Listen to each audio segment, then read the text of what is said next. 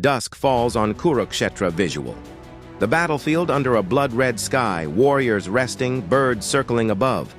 After 10 days of relentless war, the great Bhishma Pitama finally lay on the bed of arrows, yet the battle was far from over.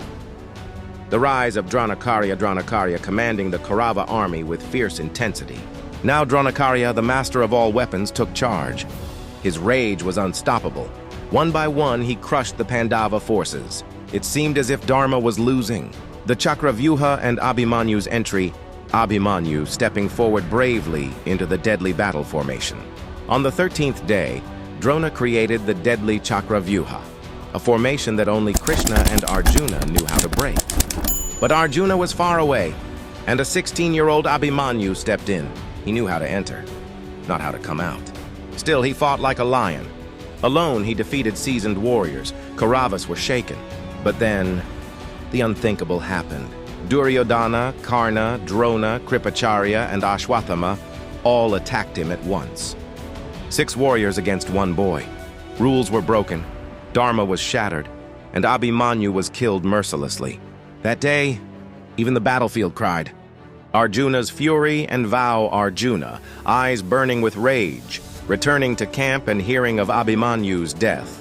When Arjuna returned and learned of his son's death, his pain turned into fire. He swore a dreadful vow. By sunset tomorrow, Jayadratha will die, or I will enter fire myself. When Arjuna returned and learned of his son's death, his pain turned into fire.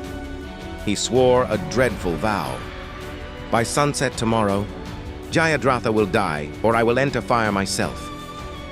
Krishna's strategy unfolds, Krishna calmly watching the sun, plotting a strategy.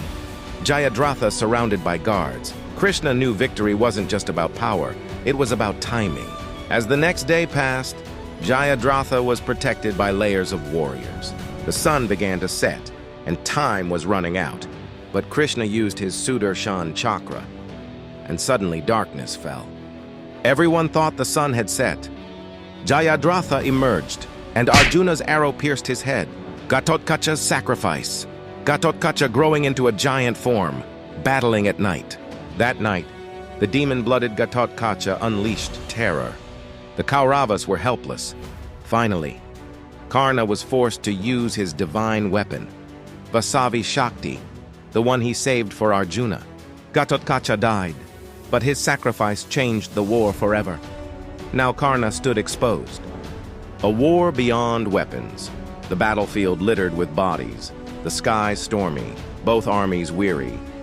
Mahabharata was no longer just a war of arrows. It had become a war of dharma versus adharma, truth versus lies, sacrifice versus ambition. The third phase of this epic war had ended, but the darkest chapters were yet to unfold. To witness what happens when brothers become enemies and fate begins to roar, stay tuned for Mahabharata, Part 4.